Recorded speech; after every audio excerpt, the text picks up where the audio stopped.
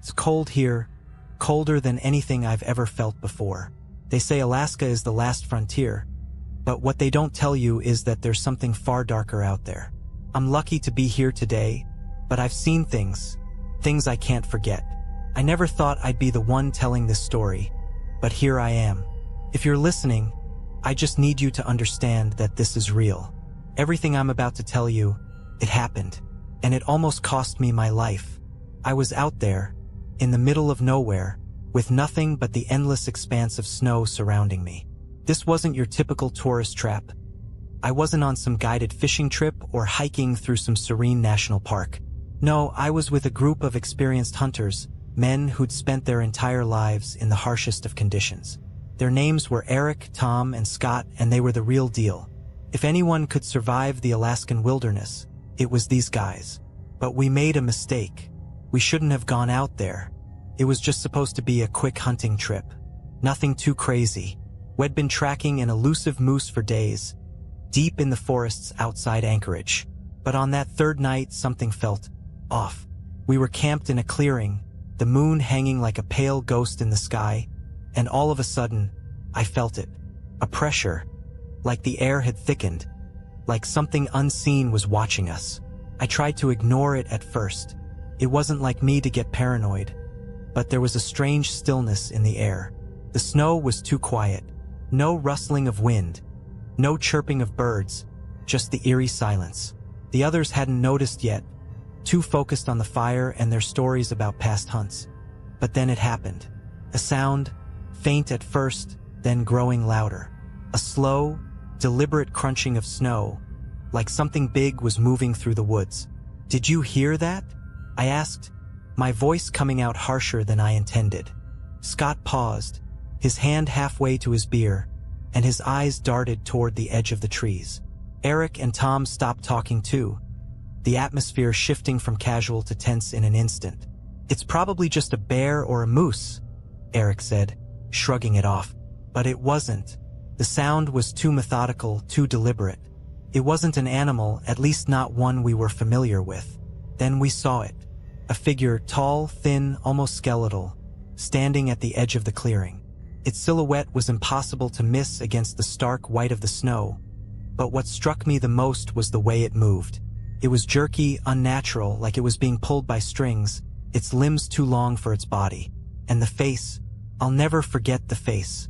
It was distorted, almost alien in its features, like it had once been human but had twisted into something else.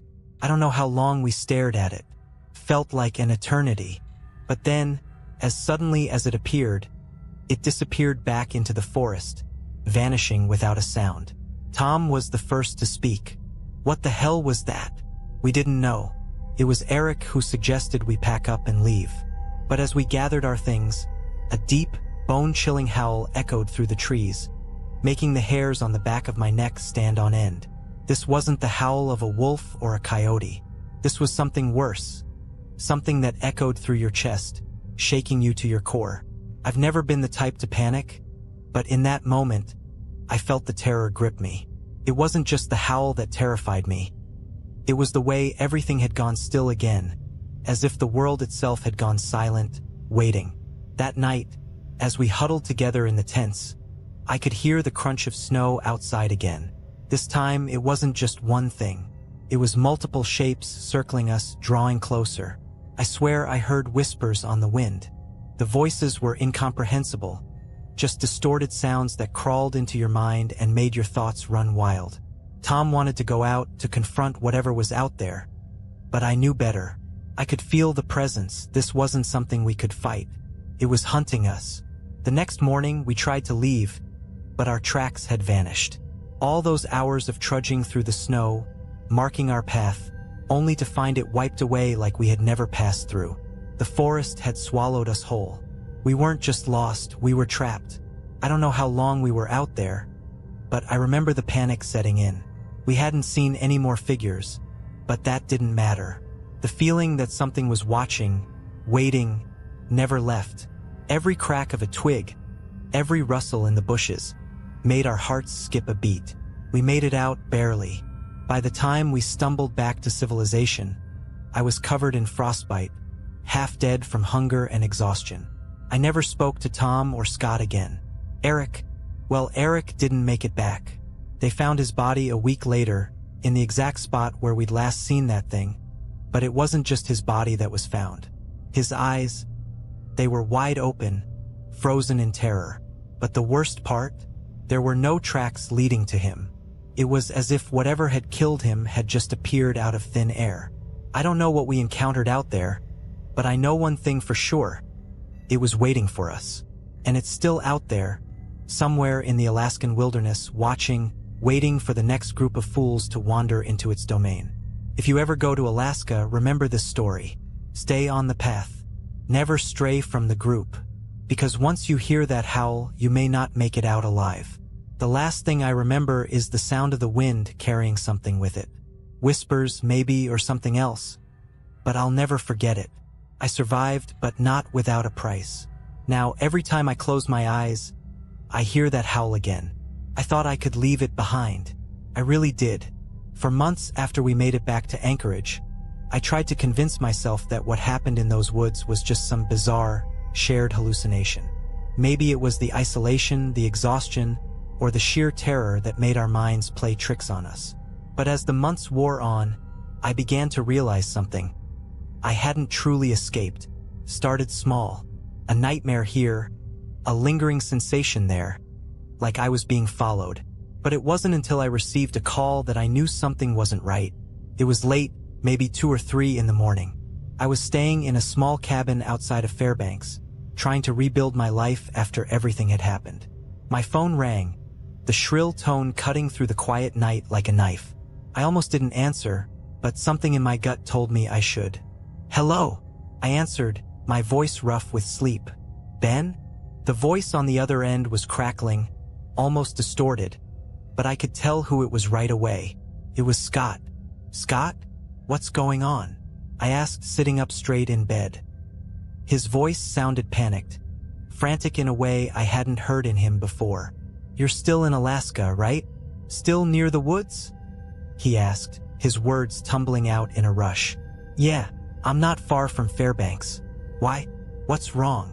He was silent for a moment before he spoke again, his voice trembling. "I saw it. It's real, Ben. It's real, and it's not just out there in the wilderness. It's here. It's in the city." I felt my heart drop into my stomach. My breath hitched in my chest as I tried to process his words. "Scott, what the hell are you talking about? What did you see?" He paused again, like he was trying to find the right words. But when he finally spoke, the terror in his voice was undeniable. "I saw it in the woods last night. I thought it was gone, that we had escaped. But it's been following me, Ben. It's not just some monster. It's a force. It's like it's drawn to me. I don't know how much longer I can outrun it." I could hear him breathing heavily on the other end of the line, and I knew something was seriously wrong. "Scott, calm down. You need to tell me exactly what happened. Where are you?" "I'm in my house," he said, his voice shaking. "But I'm not alone, Ben. I'm not alone." Suddenly, the line went dead. I sat there, staring at the phone in my hand, numb with disbelief. I didn't know what to think. I had lived through it, but hearing Scott's panic, hearing his terror, made me feel like I was right back there, lost in those woods again. The same haunting feeling settled into my chest. Something was still out there.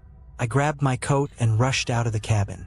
I didn't know what I was going to find, but I knew I couldn't ignore it any longer. My feet barely touched the ground as I drove toward Scott's place in a daze. The snow was falling heavily, and the headlights of my truck cut through the blizzard like a knife through fog. It took me nearly 2 hours to get to his house. By the time I pulled up to the cabin, the place was dark. Too dark. No lights. No movement. I stepped out of the truck, the cold air biting into my skin, and walked to the front door. It was ajar just slightly, as if someone had left it that way in a hurry. My heart pounded in my chest as I pushed the door open, the old wood creaking under the pressure. "Scott," I called, my voice echoing in the silence. No answer. I stepped further into the cabin, the smell of stale air and something metallic filling my nostrils. As I entered the living room, I froze. The entire room was covered in deep red streaks, as if someone had painted the walls with blood.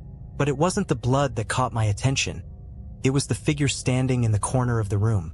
It was tall, too tall, with limbs that were bent at unnatural angles. Its face was a twisted nightmare of sharp angles and black, hollow eyes, staring straight at me. The thing didn't move at first, but I could feel its presence, suffocating the air around me. Then it made a sound, a low, guttural hum, almost like a song. But it wasn't a song of peace. It was something darker, something older. I backed away, my mind racing. "Scott!" I screamed, but there was no answer. The thing took a step forward, its long, unnerving arms reaching toward me. I ran, heart pounding in my chest, but as I reached the door, I turned back to see it standing there, just watching me. And then it spoke. "I'm not finished with you." The words weren't spoken aloud. They echoed in my mind, vibrating through my skull like a warning. The cold air seemed to freeze in place around me, and I knew in that moment that whatever this thing was, it was after more than just us. I ran out of the cabin, stumbling through the snow, not looking back until I reached my truck. I didn't know if Scott was alive or dead, and in some twisted way I didn't want to know. What I did know was that the creature from the woods wasn't just a thing that lived in the forest. It had followed us here. It had followed me. It's still out there somewhere waiting. And I don't think it's done with me yet. I don't know why I'm still here. I should have left. I should have packed up everything and gotten out of Alaska for good. But something, maybe it's guilt, maybe it's some twisted form of unfinished business, keeps me here. Every time I think about leaving, I hear that whisper. It's not a voice. It's the wind, but it feels like a voice. It feels like it's calling my name. It's the same voice I heard in the woods that night, the one that never left my thoughts. And I know deep down that it's still out there waiting. After what happened at Scott's cabin, I didn't go to the police. Couldn't. I didn't know what to say. How do you explain something like that to people who would never believe you? Who would laugh and dismiss it as some wild hallucination from too much time in the wilderness? So I kept it to myself, tried to move on, tried to convince myself that I was the only one left to carry the weight of what we'd seen. But then came the phone call. It was about 3 weeks later, the dead of winter. The days were short, and the nights felt endless. I was sitting in a diner in Fairbanks, nursing a cup of coffee and trying to pretend I wasn't haunted by the things I'd witnessed. The storm outside howled against the windows, but I barely noticed anymore. The storm inside me was far worse. That's when my phone rang again. I froze. It was a number I didn't recognize, but something in my gut told me to pick up. "Hello." I answered, my voice shaky, though I didn't know why. "Ben." It was Eric's voice. I hadn't heard from Eric since we'd left the wilderness. After everything that happened, he'd gone back to his family in the lower 48. He had stopped returning my calls, and I'd figured he wanted to forget about it all, just like everyone else. But here he was calling me after all this time. "Eric? What's going on?" I asked, trying to keep the panic out of my voice. Ben, I don't know how to say this, but..." Eric's voice cracked, and for the first time since I'd known him, I heard fear in his tone. It made my blood run cold. "It's back. It found me." I felt the weight of his words settle in my chest like a stone. "What are you talking about?" I asked, my voice barely above a whisper. "I didn't want to tell you," he continued, his voice barely audible.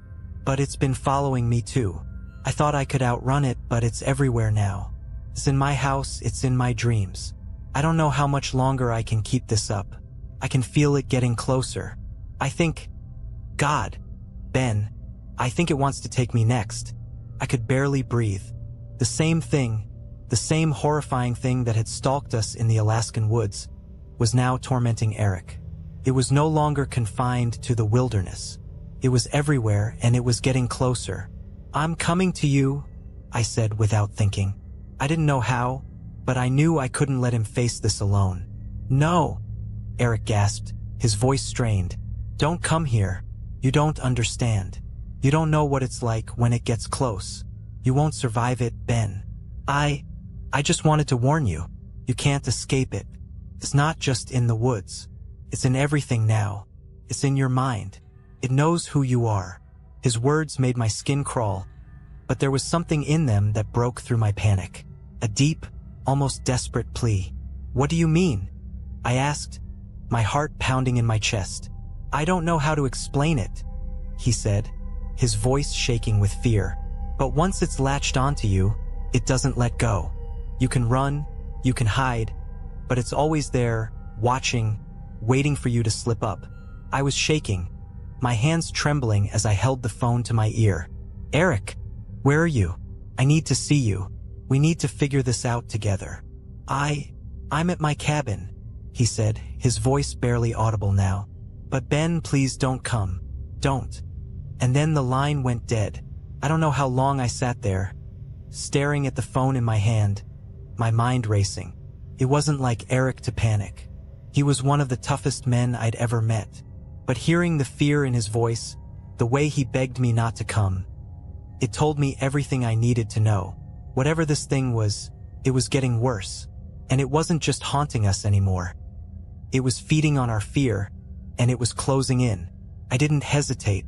I grabbed my jacket, paid the bill, and rushed out of the diner.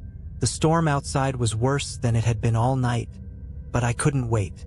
Eric was out there, alone, and I wasn't going to let him face this thing by himself. It took me hours to get to his cabin. By the time I arrived, the wind was howling, and snow was falling in thick, impenetrable sheets. I pulled up to the cabin, my headlights cutting through the swirling snow, but there was no sign of Eric. I called his name, my voice barely audible over the storm, but there was nothing. I forced the door open, the wood creaking under the weight of the snow, and stepped inside. The place was dark, except for a small candle burning in the corner. It flickered weakly, casting eerie shadows across the room. The air was thick, too thick, like it was filled with something unnatural. And then I saw it. At the far end of the cabin, standing by the window, was a figure. Tall, thin, unmistakable. It was the same thing I'd seen in the woods, the same thing that had stalked us. It wasn't just watching me, it was waiting.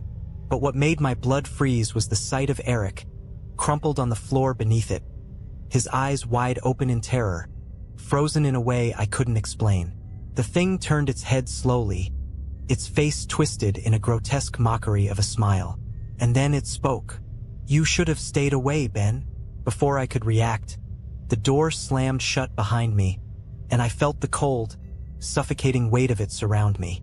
The whispers started, low at first, then rising in volume, filling my mind with words I couldn't understand, like the wind itself was alive.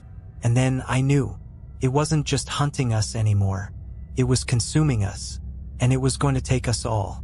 I don't know how much time passed after the thing spoke. It felt like seconds, but then again it felt like hours. All I could hear was the sharp, oppressive sound of my own breathing, mixed with the unnerving hum coming from that thing, standing just a few feet away, its form stretching unnaturally against the flickering candlelight. Its hollow eyes pierced into me, empty voids that seemed to know everything about me, things I hadn't even remembered myself. I could barely move. My body had frozen, not from the cold but from the terror that gripped every inch of me. My legs were heavy, like they were made of lead, and my arms hung useless at my sides, as if the very act of reaching for something, anything, would have been futile. All I could do was stare at the thing, helpless. It wasn't just watching me anymore. It was studying me, as if deciding whether I was worth the effort of tormenting further. The cabin felt smaller, suffocating, the air thick and bitter. The wind howled outside, but in here, there was only silence. A deafening, oppressive silence. Then I heard it. The sound of Eric's voice, weak, raspy, barely a whisper. "Ben, get out. It's not too late."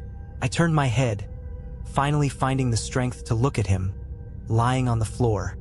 His face was pale, eyes wide open but empty, staring at something beyond me, as if he were already lost to whatever this thing was. He didn't seem to be breathing. I knew then. Eric was already gone. The thing moved then, stepping closer. Each movement was slow, deliberate, and I could hear the soft creaking of its bones as if they were made of wood. It stopped in front of me, and I could feel its presence invade every corner of my mind. "I told you not to come," it said again, its voice a whisper and a scream at the same time. "Now, you belong to me." Before I could react, it reached toward me with one long, twisted arm. Its fingers, if you could even call them fingers, were sharp, talon-like, scraping the air between us. I could feel the cold radiating from them, a cold that went deeper than the skin, burrowing into my very soul. I stumbled backward, the horror overwhelming me, but I couldn't move fast enough. The air seemed to slow down, and I felt like I was trapped in some twisted dream, unable to wake up. It was all around me.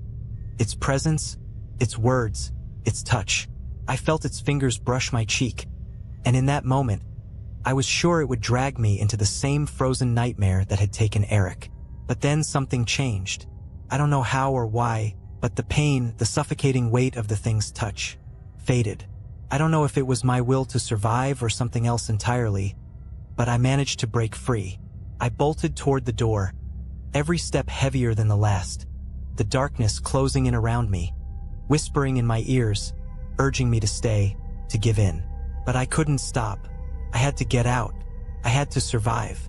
I didn't look back as I ran, crashing through the snow, the storm battering me from every side. I could feel it, though, the pull of it, the weight of its presence still lingering in the air, chasing me even though I was miles away from that cursed cabin. I don't know how I managed to make it back to my truck. The snow was falling heavier than ever, and I could barely see through the windshield. I slammed the door shut, locked it, and started the engine. I shouldn't have looked back, but I did. The cabin was gone. There was nothing left but the storm, the swirling white madness of it. The wind screamed like a living thing, howling its fury into the void. But through the blizzard, I could make out a figure standing by the road, just barely visible, its form bent and broken. The same twisted thing. I don't know how it followed me. I don't know how it found me in the storm, but it did. It was always there, waiting, watching. As I drove, I felt its presence following me, not in the truck, but in my mind. The whispers were louder now, clearer, echoing through every thought I tried to have. It was inescapable. I kept my eyes on the road, the world a blur of white. I drove for what felt like hours, the fear gnawing at my mind. I couldn't think straight. I couldn't breathe without feeling its weight on my chest. The thing had followed me, and no matter how far I went, no matter where I ran, it would always be there, just out of sight, watching. By the time I reached the nearest town, I was too far gone. I had seen too much, felt too much, and I knew, deep in my bones, that it wasn't over. It would never be over. Not for Eric, not for me, and certainly not for anyone else foolish enough to think they could outrun it. I moved away shortly after that. I never stayed in one place for too long. I kept to the cities, the crowds, hoping the noise would drown out the whispers in my mind. But I know now. I know what I didn't understand before. The thing, whatever it was, isn't just a creature. It's not bound by the laws of nature or time. It feeds on fear, it feeds on the dark corners of your mind, and it follows you. It doesn't need to be in the woods. It can be anywhere. And that thought, it's always with me, because no matter how far I run, it's still out there, somewhere, waiting for me. Waiting for the next person to wander too far off the path. Waiting for the next soul it can claim. And this time, I don't think I'll be able to outrun it. I wish I could say that moving away, leaving Alaska behind, somehow broke the curse. That I found peace, that the whispers faded, that I was finally free. But I wasn't. The thing, I can't even call it a creature anymore, wasn't just something confined to a specific place or time. It was like a shadow, an inescapable part of me, of my mind. I would hear it in the middle of the night, the cold air pressing against my skin even in the warmth of my new apartment. The whispers didn't just come from the dark corners of rooms anymore. They came from inside me. They twisted my thoughts until I could no longer tell where my fear ended and where it began. It started to affect my sleep, then my relationships. I couldn't keep a job. I couldn't keep a friend. How could I, when the only thing that filled my thoughts was the thing I'd seen in Alaska, the thing that haunted me with every breath I took? I tried everything. Therapy, meditation, medication. Nothing helped. Because no matter what I did, I couldn't escape it. And then, it happened again. It had been a year since I'd left Alaska, and I thought I was getting better. I was in a small town in Montana now, trying to rebuild some semblance of a life, far from the frozen wilderness that still haunted me. I was in a small apartment above a local diner, just another stranger trying to outrun his past. But the nightmares never stopped. They were getting worse. I woke up one night, drenched in sweat, the scream of the wind outside carrying the same eerie, haunting tone that had plagued me since that first night in the Alaskan wilderness. My body was trembling, but I forced myself out of bed, trying to shake off the feeling of dread that clung to me like a second skin. That's when I saw it. There was something in the corner of the room. I had no idea how it had gotten there, no idea when it had arrived. The shadows of the room seemed to twist and bend around it, as if the very air had contorted to accommodate its presence. At first, I thought it was a hallucination, the product of a mind too far gone. But then I saw it, those long, twisted limbs, the way the figure stood unnaturally tall, its silhouette unmistakable. Its face was a blur, just a mass of darkness where features should have been, but I could feel it. I could feel it staring at me, the hollow, vacant eyes, the coldness that chilled my very soul. I froze. For the first time since that night in Alaska, I couldn't move, couldn't scream. The fear was so intense, so paralyzing, that it wrapped itself around me, suffocating any thought of escape. The thing stepped closer. The floor creaked under its weight, though there was no weight to it, not really. It was like it was a part of the air itself, an entity made of darkness and frost, slowly moving toward me with a strange, purposeful slowness. Couldn't breathe. It spoke then, its voice like 1,000 whispers woven together into one soul-chilling sound. "You can't outrun me, Ben. You can't run from what you are." I could hear the words in my head, louder than the sound of the wind outside. It wasn't talking about Alaska anymore. It was talking about me. The thing had seen something in me, something it could latch onto. It had marked me long ago. I tried to back away, but my body wouldn't obey. The fear was too much.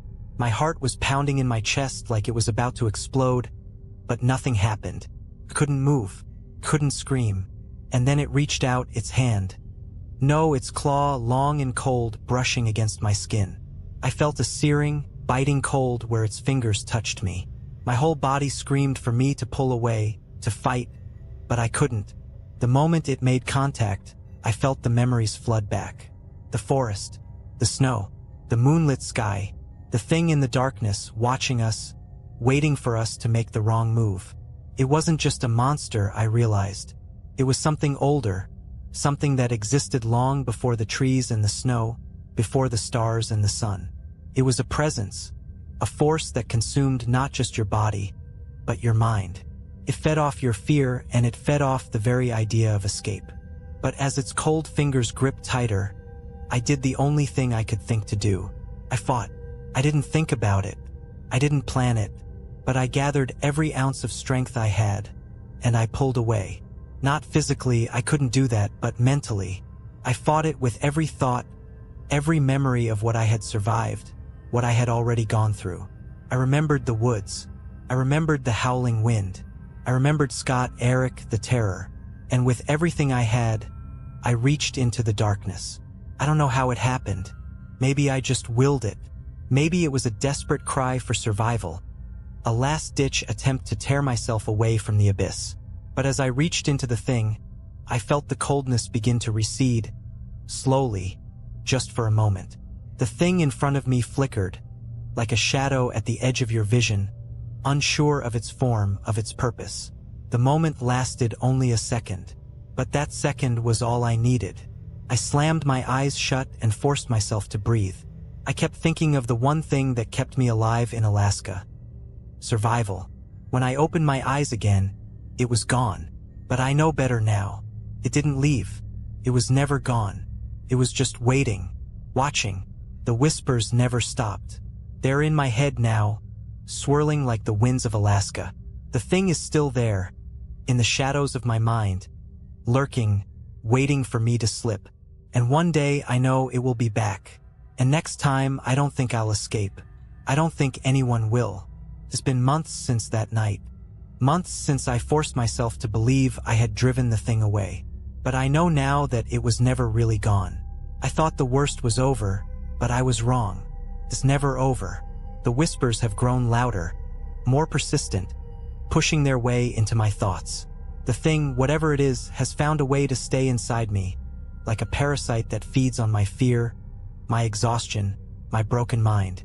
It's not just a shadow anymore. It's a part of me, lodged deep within my soul. I can feel it every day, like a weight on my chest. The fear has become familiar. It's like breathing. You don't notice it until you try to stop. I moved to a different town, a different state, trying to outrun it once again. I found a quiet little place in Wyoming, far from Alaska, far from the memories of what I had seen and experienced. But as I walked through the front door of this new apartment, I felt it. The same cold that had settled over me in that cabin. The same suffocating silence. I told myself I was being paranoid, that I was just imagining things, but I knew deep down that it wasn't true. The thing was here too. It was everywhere. It was inside me. I could feel its presence in the shadows, in the corners of my mind. It didn't take long for the nightmares to return. They were worse than before, more vivid, more real. In my dreams, I would find myself back in those woods, back at that cabin. I would hear the howling, that dreadful sound that rattles your bones. And I would see it, standing there watching me, waiting for me to make the wrong move. Sometimes, I would wake up in a cold sweat, heart pounding, unable to shake the feeling that it was still there, still watching me from the darkness. And then it came again.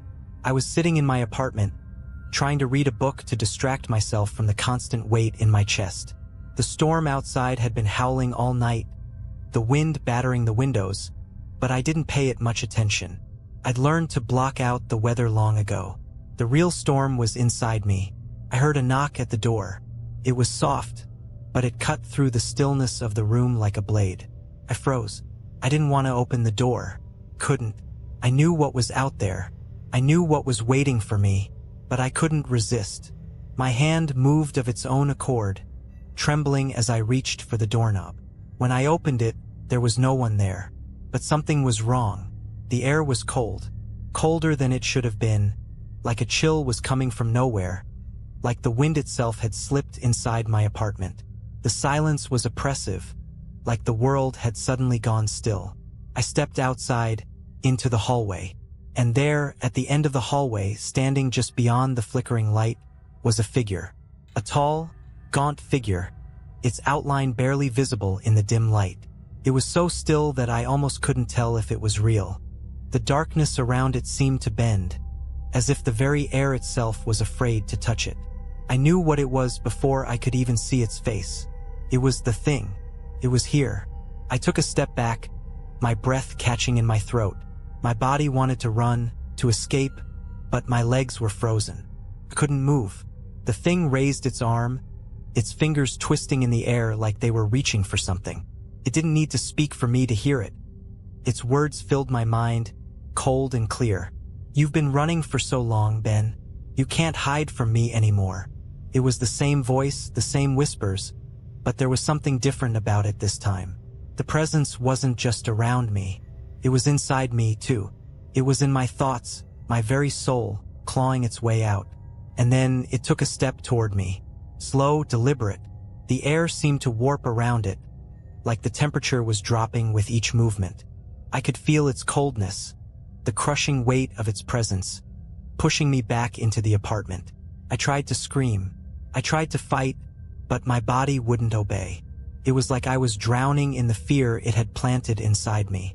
My thoughts were clouded, filled with terror and the overwhelming sense that I was about to lose everything. I was losing myself. And then I saw something. In the corner of my eye, I saw a shadow, a flicker of movement. It was small at first, but it grew, taking shape, becoming something real. I couldn't process it at first. I thought I was hallucinating, seeing things that weren't there. But then I realized what I was seeing. It was the figure of a man. It was Eric. He was standing there, just outside the apartment, his eyes wide open, staring at me with that same frozen look he had when they found him. His body was pale, his skin stretched tight over his bones. He was dead, but there he was, standing in front of me, like he had never left. I tried to call out to him, but no words came. My throat was tight, suffocated by the weight of the fear that gripped me. And then, Eric's voice echoed in my mind. It wasn't him. It wasn't his voice. It was the thing speaking through him. "You can't escape, Ben," it said, its voice seeping through every thought, every breath. "You are mine." I tried to push it out, tried to shut my mind off, but the whispers wouldn't stop. They were all I could hear, all I could think. I wasn't sure where I ended and the thing began anymore. It was here. It had found me again. It wasn't going to stop. Not until it took me, too. And the worst part? I think it already has. The thing didn't just hunt me. It didn't just chase me through the forests of Alaska, through my nightmares, through the towns I thought were safe. It's been inside me all along, feeding on my fear, feeding on the idea that I could escape it. But it's never been about escape. It's always been about survival. And I don't know how much longer I can survive. I'm writing this now because I'm running out of time. I can feel it closing in on me. The whispers are louder. The cold is deeper. And every breath I take feels heavier, more labored. I can't escape it. I can't outrun it. The thing, whatever it is, has found its way into the very core of me, and I feel it tightening its grip. When I left that apartment, I didn't know what else to do. I had no plan, no destination in mind. I just needed to get away, to put as much distance between myself and whatever this thing was. I thought if I could just outrun it, if I could just keep moving, I might get a little bit of peace. But peace doesn't exist when the thing is following you. It's like a shadow always there, no matter how far you run. It doesn't matter where I go. It knows me. It knows my fears, my thoughts, my weaknesses. I've tried to forget, tried to bury the memories of Alaska, of the cabin, of Eric and Scott. But the thing won't let me forget. It reminds me every single day. I went to a therapist trying to convince myself that it was all just trauma, a figment of my imagination. I thought maybe I was just losing my mind after everything I'd seen. But the moment I sat in that office, the thing was there, lurking in the shadows, just beyond the therapist's smile. Its cold fingers brushed against the back of my neck, and the whispers started. "You can't outrun it," it said. The therapist couldn't hear it. She just smiled, nodding, asking questions. But I couldn't focus on her words. I couldn't hear her over the sound of the whispers, the feeling of something dark, something ancient, wrapping itself tighter around me. That night, I didn't go home, couldn't go back. I couldn't stay in any place long enough to feel safe. So I drove. I didn't know where. I didn't care. I just needed to move. The road stretched out in front of me, endless and dark, the headlights cutting through the night. The snow flurries danced around the truck, swirling like a blizzard. But there was no escape. There was never an escape. Hours passed. The cold inside my truck was unbearable. The heat was on full blast, but it didn't matter. The cold, the real cold, was inside me now. That's when I saw it again. Out of the corner of my eye, I caught the flash of something in the distance, too far to make out clearly, but familiar. Something tall, too tall. I thought my mind was playing tricks on me, but I knew it was the thing. I slammed on the brakes, the truck sliding on the slick road, but I didn't stop, couldn't stop. I had to see. I had to know if I was right. The figure was standing in the middle of the road, just staring at me. Its limbs were outstretched, its form bending in ways that made my stomach twist. Couldn't breathe. I tried to reverse, but my hands wouldn't move. My body was frozen in place, my eyes locked on the thing in the road. It stepped forward, its limbs jerking in unnatural angles, dragging itself closer to the truck. I could see its face now. Its hollow eyes stared at me, cold and vacant. Its mouth didn't move, but the whispers filled my head. "You'll never escape," it said, its voice seeping into my thoughts, making everything else fade away. "I've always been with you." I couldn't think. I couldn't even scream. My heart pounded in my chest. My hands gripped the wheel so tight my knuckles ached. The thing was so close now, I could feel its coldness crawling through the air, settling into my bones. I thought it was the end. I thought it was finally going to take me. But then, something strange happened.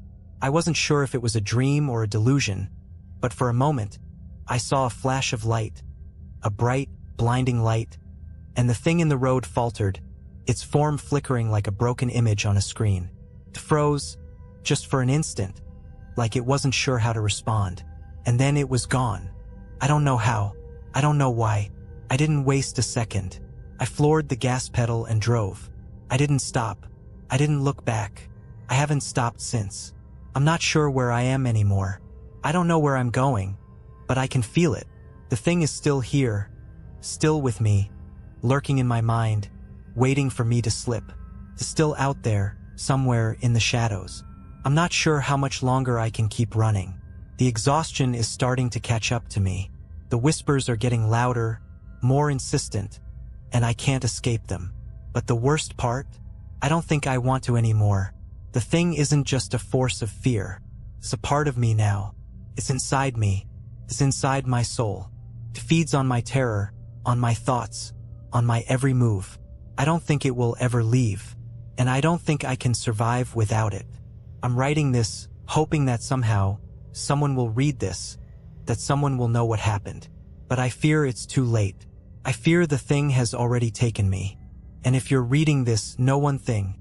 It's still out there. And it's waiting. I don't know how much longer I can hold onto my mind. Writing this is the last tether I have left to reality. The thing is closer now, closer than it's ever been, and I can feel it growing stronger. The whispers are constant, the cold relentless. I can't escape it no matter how hard I try, no matter how far I run. It's always there, inside me, creeping into my thoughts. I thought that by leaving everything behind, by driving away, running away from the places that haunted me, I could start over. I could outrun it. I could find some peace. But I was wrong. The first time it truly hit me that I couldn't outrun it anymore was when I stopped. I was exhausted, my mind fractured and broken from the constant fear, the constant drive, and for the first time in months, I let myself rest. I found a small motel, a nondescript place off the highway, hoping for a few hours of sleep. The room was empty, save for the bare essentials. A single bed, a flickering lamp, and a cracked window. I didn't care. I just needed to stop, even for a moment. The air inside the room felt heavy, thick with the same suffocating cold that had followed me across the country. But I told myself it was just the winter chill creeping in through the walls. I laid down on the bed, my eyes closing in an attempt to silence the relentless pounding of my heart. But the moment I closed them, I saw it again. It wasn't just the thing, it was the place, the forest. The trees were towering, their branches twisted and warped. The snow beneath my feet was deeper than it had ever been. I could hear the wind howling, the world around me moving in a slow, surreal motion, like I was trapped in some terrible dream. And there it was, standing in the distance, watching me. The thing. Its form stretched tall and skeletal, its black eyes glaring through the darkness. I tried to turn away, tried to run, but my legs wouldn't move. I was frozen in place, unable to escape its gaze. The thing didn't speak, but I heard its voice in my head, clearer than ever. "You'll never leave." The words rattled through my mind like a physical blow. I could feel its cold, bitter presence seeping into every thought, every breath, every nerve. It was suffocating me. It wasn't just the cold of the room now. It was the cold of its touch, freezing every part of me from the inside out. I woke up in a cold sweat, gasping for air, my body trembling. The room was still dark, the only sound the beating of my heart in my ears. But I knew the thing wasn't just in my dreams anymore. It was in my head. It had always been there. I can't escape it. When I looked in the mirror the next morning, I didn't recognize the person staring back at me. My face was pale, gaunt, my eyes sunken and hollow. The reflection was a stranger, someone who had been worn down by fear and exhaustion, someone who had given up. But more than that, it was someone who was already lost. I tried to keep moving. I couldn't stay in that motel, but no matter where I went, I could feel it. The thing was always just behind me, never more than a few steps away. Even when I tried to sleep, even when I drove through the night, I could hear it in the back of my mind. I could feel it following me. But something changed on the third day. I woke up in the middle of the night, my body drenched in sweat, the room colder than ever. The whispers had grown louder, as if the thing was pushing its way into my mind, its voice filling every thought. It was too much. I couldn't take it anymore. I got up and stumbled to the bathroom, hoping the cold water would snap me out of whatever nightmare I was in. But when I looked in the mirror, I didn't see my reflection. I saw it. The thing was standing behind me, its face twisted and grotesque, its hollow eyes staring at me through the reflection. It wasn't just watching me anymore. It was inside the mirror, reaching out to me. I tried to scream, but no sound came out. The thing's hand, cold and skeletal, reached toward me, and I could feel its fingers brush against my neck. I wanted to pull away, to run, but I was paralyzed. I couldn't move. "You can't escape, Ben," it whispered. "You never could."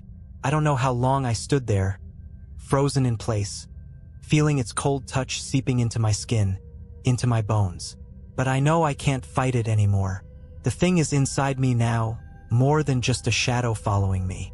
It's in my mind, in my thoughts, in every heartbeat. It's a part of me. I don't know what it wants from me. I don't know what it's been waiting for, but I can feel its hunger. I can feel its patience. It's not in a hurry. It doesn't need to rush. And that's what terrifies me most, because I've already lost. I'm writing this because I don't know how much longer I'll be able to. The thing is stronger now, its presence overwhelming, and I feel like I'm losing myself. I can't fight it anymore.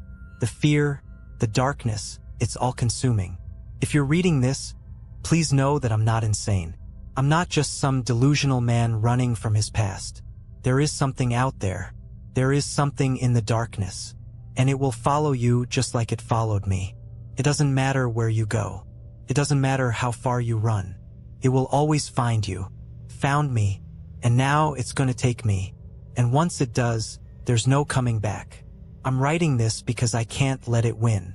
Not without leaving something behind. Not without someone knowing the truth. But I know now. It doesn't matter. The thing has won. And now it's time for me to go. I never expected to see another day. The thing, it's inside me, twisting and warping my mind until I'm not sure what's real anymore. I'm losing myself, losing everything. The thing whispers constantly, urging me to give in, to stop fighting, to embrace it. But I can't. Even though the darkness is pulling me in, even though I feel it tightening its grip around my chest and my thoughts, there's still something inside of me fighting back. A small part of me that refuses to let go, that refuses to become what it wants me to be. A part of me that is still trying to survive. I don't know how much longer I have. The thing is growing stronger, and I feel myself slipping further into its grasp. I've been driving for hours, lost in a haze, not even sure where I am anymore. The snow is falling heavily outside, blanketing everything in white, but it feels like the storm inside me is much worse. I don't even know what day it is, but I can feel the end coming. I can feel it in the cold that wraps around me, in the whispers that fill my mind. The thing is getting closer. It's closer than ever before, and I can't escape it. I don't know how much longer I can keep running. The road is endless. I've been driving through this frozen landscape for what feels like days. The world outside is just white, a blur of snow and shadows, the headlights of my truck barely cutting through the storm. It feels like I'm trapped in some endless nightmare, where time doesn't exist and the only thing that matters is the thing that is hunting me. But then something changes. I see it. In the distance, at the edge of the road, there's a shape, a figure standing there still and silent in the storm. I can barely make it out through the snow, but I know what it is. I know who it is. It's the thing. But something's different this time. It's not the same twisted form I've seen before. This time it's standing still, not moving, just waiting. It doesn't approach me. It doesn't whisper to me. It's just there. I stop the truck. I don't know why. I shouldn't stop. I should drive past it, keep going, but something pulls me toward it. Maybe it's curiosity. Maybe it's desperation. Maybe I'm just tired of running. I step out of the truck, the snow biting at my skin, and I walk toward it. The storm rages around me, but the figure remains still, unmoving, as if it's waiting for me.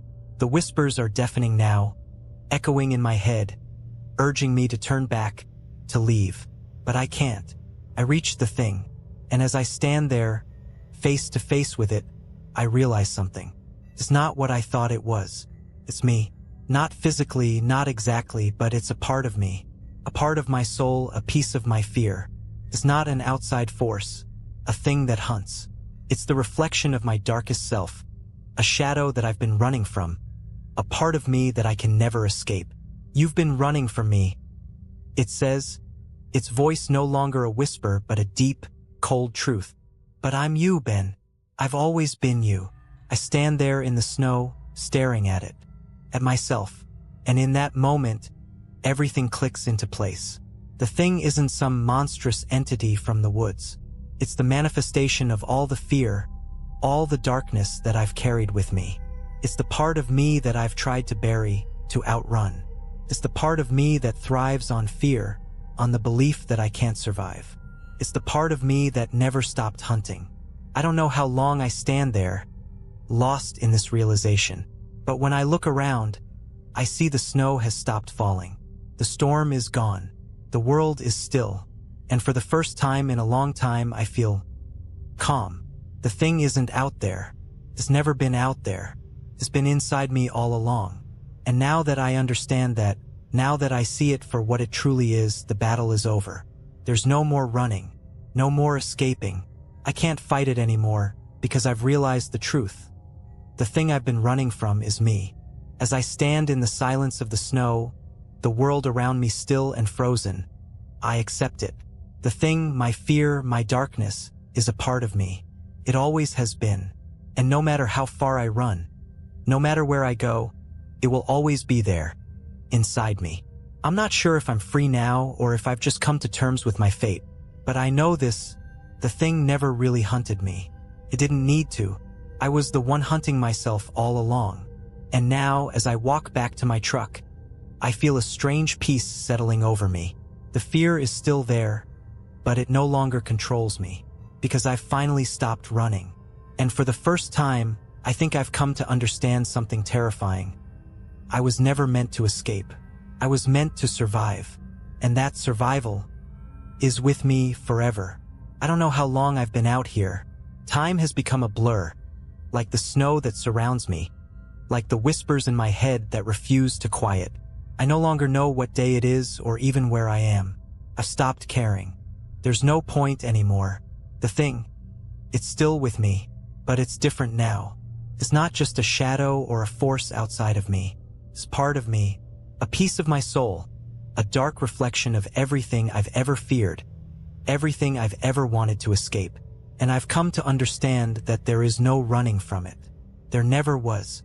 I've spent so long convincing myself that if I just kept moving, kept running, I could outrun my past, outrun my mistakes, outrun the fear that has clung to me like a second skin. But it's always been here, inside me, feeding on the very thing I've tried to escape, my own darkness. That realization came to me the moment I stood face to face with it. My fear, my reflection. It was never a monster. It was never something external. It was me. I am the thing. I don't know if I'm still in my own mind, if this is some kind of twisted dream, or if I've crossed over into a place where time no longer has meaning. I think, perhaps, that I'm no longer part of the world I once knew. I've become a part of the wilderness I tried to escape, the frozen, desolate place where shadows live and where no one truly survives. But now I don't need to survive anymore. I've stopped fighting. The battle was never about escaping the thing. The battle was about accepting it, accepting myself. I hear the howling wind again, but this time it doesn't scare me. The whispers are louder, but they no longer terrify me. They're my own thoughts now, my own fears, and I've learned to embrace them. The cold in my bones has become familiar, almost comforting. I feel it seeping through my skin into my soul, and I realize that it is me. The darkness in me has always been there, just waiting for me to acknowledge it. The more I fought it, the more it thrived. But now that I've stopped running, now that I've finally stopped fighting, the coldness is not so terrifying. It's just there, just like me. I'm standing in the middle of the road, lost in the snow, and I can't help but wonder if anyone will ever find me. But I don't care. The thing is part of me, and I've finally accepted it. I've stopped fearing it. I realize now that I was never supposed to outrun the thing. I was supposed to understand it. I was supposed to let it in, to stop running from the dark corners of my own soul. The thing doesn't control me anymore. It never did. It was always a reflection of my own fear, my own failures, my own brokenness. I know I'll never be free of it. I don't think anyone ever truly is. We all have our shadows, our darkness, waiting to consume us if we let it. But that's not the end of the story, because survival isn't about outrunning it. Survival is about living with it. And so, as I stand here in the snow, with the whispers and the cold pressing in on me, I don't fight it. I don't try to run. I simply exist, a part of the very thing I once feared, and I accept it. I accept myself. And maybe, just maybe, that's the only way to survive this. Maybe the thing never wanted to take me. Maybe it only wanted me to see the truth. That it's not the thing outside of us that we need to fear. It's the thing within. And once you accept it, once you stop fighting, you can finally stop running. And maybe, just maybe, you can find peace in the darkness. But that peace comes with a price. I paid it long ago.